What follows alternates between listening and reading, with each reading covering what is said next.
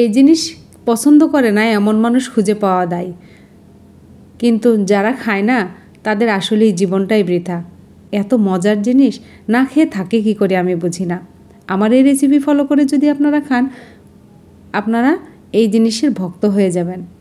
এতটাই মজা, দেখে যত লোভনীয় লাগছে ঠিক তার চেয়ে বেশি মজা হয়েছে খেতে। আসসালামু আলাইকুম এভরিওয়ান, মণিমার রান্নাঘরে আপনাদের সবাইকে জানাই অভিনন্দন। কেমন আছেন সবাই? আশা করছি সবাই খুব ভালো আছেন। আলহামদুলিল্লাহ, আল্লাহর রহমতে আমরাও খুব ভালো আছি। চলুন তাহলে কি রান্না করব দেখে নিই। দেখে হয়তো বুঝে গেছেন এটা মগজ। আমি গোটা মগজটা দেখাতে ভুলে গেছিলাম। আমি এটা পিস পিস করে কেটে নিয়েছি। অনেকে মগজ গোটাই রান্না করেন, চুলায় বসান, কিন্তু না, আমি ছোট ছোট পিস করে কেটে নিয়ে তারপরে ধুয়ে পরিষ্কার করে নিয়েছি। তেল দিয়ে দিলাম পরিমাণ মতো, একটা তেজপাতা দিয়ে দিলাম, পেঁয়াজ দিলাম প্রায় 1 কাপের মতো, কাঁচামরিচ ফালি করে দিলাম। পেঁয়াজ তাড়াতাড়ি নরম করার জন্য সামান্য একটু লবণ দিয়ে দিলাম। একটু নেড়ে চেড়ে নিব, দিয়ে বাদামি রং হওয়ার পরে আমি পানি দিয়ে দিব। দেখুন বাদামি রং হয়ে গেছে, এর চেয়ে বেশি লাল করব না। এবার গরম পানি দিলাম। আমি এই রান্নাতে অবশ্যই গরম পানি ব্যবহার করবেন। শুকনো মরিচ গুঁড়া দিলাম, ধনিয়া জিরার গুঁড়া দিলাম, হলুদের গুঁড়া পরিমাণ মতো, লবণ স্বাদ মতো। ঝাল লবণ সবসময় নিজেদের স্বাদ অনুযায়ী দিয়ে নেবেন। মশলাটা যেন পুড়ে না যায় সেজন্য সামান্য একটু পানি দিয়ে দিব। এই পানিটা অবশ্যই গরম পানি ব্যবহার করবেন, তাহলে এই রান্নার স্বাদ ভালো হবে। আদা রসুন বাটা দিয়ে দিলাম 2 চা চামচ।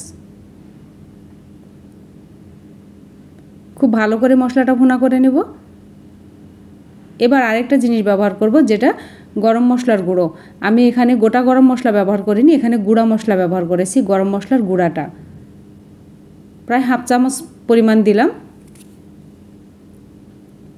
আমি মগজ রান্নাতে কখনো গোটা মশলা দেই না, গুঁড়া মশলা ব্যবহার করি। কেটে ধুয়ে রাখা মগজগুলো দিয়ে দিলাম। এবার মগজ দিয়ে কিন্তু খুব বেশি নাড়া যাবে না, সামান্য আলতো করে নেড়ে দিতে হবে। খুব সাবধানে মশলার সাথে মগজগুলো মিশিয়ে নিব। নাড়া বন্ধ করেছিলাম, এবার 5 মিনিট পরে আমি নাড়তে আসবো। এই যে 5 মিনিট পরে দেখুন কত পানি আসছে। এই রান্নাতে কিন্তু আর কোনো পানি ব্যবহার করব না একদম। আবারও খুব সাবধানে নেড়ে চেড়ে দিব, যেন মগজগুলো একদম গলে না যায়। এবার এই রান্নার একটা ম্যাজিক, সেটা হচ্ছে লেবু দিব। একটু সামান্য পরিমাণ লেবু যদি দেন তাহলে মগজের কোনো গন্ধ থাকবে না। একটা বাজে গন্ধ থাকে, সেই গন্ধটা একদমই থাকবে না। দেখে বুঝে নেবেন আমি কতটুকু লেবুর রস ব্যবহার করেছি। খুব ভালো করে লেবুর রসের সঙ্গে মিশিয়ে দিব। খুব সাবধানে নেড়ে চেড়ে আমি রেখে দিব। তারপরে 5 মিনিট পরে আবার নেড়ে চেড়ে দিব। এই যে 5 মিনিট হয়ে গেছে, দেখুন কি সুন্দর হয়ে পানি বের হয়ে আসছে। পানিটা একদম ব্যবহার করা যাবে না, পানি ছাড়াই এটা রান্না করতে হবে। আর এই পর্যায়ে জালটা রাখতে হবে একদম লো মিডিয়ামে। দেখুন রান্না কিন্তু প্রায় কমপ্লিট। আমি এখন ভাজা জিরার গুঁড়া দিয়ে দিব আর একটু। রান্না কমপ্লিট হয়ে গেছে। 1/2 চা চামচ পরিমাণ ভাজা জিরার গুঁড়া দিলাম, দিয়ে এবার নেড়ে চেড়ে মিশিয়ে আমি ঢাকনা দিয়ে ঢেকে রাখবো। এই পর্যায়ে চুলা অফ করে দিয়েছি, ঢাকনা দিয়ে ঢেকে রাখলাম। এবার পরিবেশনের জন্য নিয়ে আসব। মাশাআল্লাহ, দেখতে অনেক লোভনীয় হয়েছে, খেতেও অনেক মজা হয়েছে। একবার খেয়ে দেখবেন, আপনারা অনেক মজা পাবে। আর বাচ্চারা অনেক সময় মগজ খেতে চায় না, কাঁচা কাঁচা করে রান্না না করে দিয়ে এইভাবে দিবেন, মগজের পুষ্টিটা তারা পাবে। দেখুন কি দারুণ কালার আসছে। আমার এই রেসিপি যদি আপনাদের ভালো লেগে থাকে তাহলে ইউটিউব থেকে দেখলে সাবস্ক্রাইব করবেন, বেল আইকন টিপে রাখবেন, ফেসবুক থেকে দেখলে ফলো দিয়ে রাখবেন।